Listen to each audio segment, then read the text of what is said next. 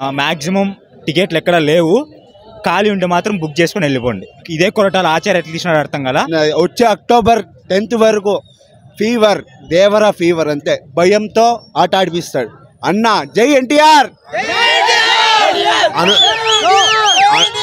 కాలం ఎగరేసుకునేలా ఉంది. ఎక్సలెంట్. మీరు అనుకున్నట్టు చూపించాడా? సూపర్. Songs highlight.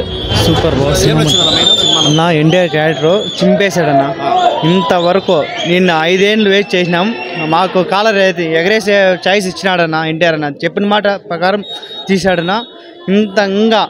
ఇంకొచ్చే సినిమాలు ఇంకా వేరే రేంజ్లో ఉంటాయన్న, అది మటు పక్కా. నేను అన్న సూపర్ అన్న, చించేశాడన్న. 2 క్యారెక్టరు సూపర్గా చేశాడన్న. ఇంతవరకు ఏ హీరో కానీ ఆ క్యారెక్టర్లో ఇన్వాల్వ్ అయ్యి అంత డెవలప్ చేయలేడు, ఎవరు చేయలేడు. అట్లాంటి ఎన్టీఆర్ అన్న ఒక్కడి వల్లే అవుతుంది. ఎన్టీఆర్ ఓకే, కొట్టాల ఎత్తిపా. నాకన్నా ఫ్యాన్స్ నడితే బాగుంటుంది.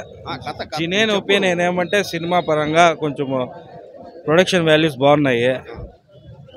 ఎక్కడో స్టార్ట్ అయ్యి ఎక్కడికో వెళ్ళిపోతుంది కథ, అర్థం కాదు. కొంచెం కూర్చొని అదే పనిగా చూస్తే అర్థమవుతుంది.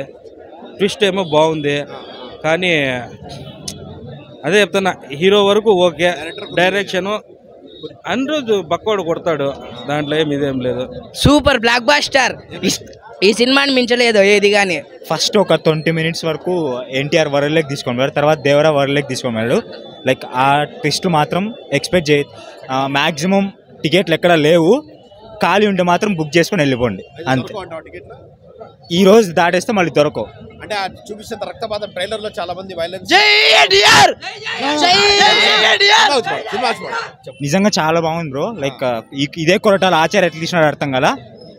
అదే టికెట్స్ ఉంటే మాత్రం కళ్ళు మూసుకొని బుక్ చేసుకొని వచ్చేయండి. పెట్టిన రూపాయికి న్యాయం జరుగుతుంది. ఖచ్చితంగా కంబ్యాక్.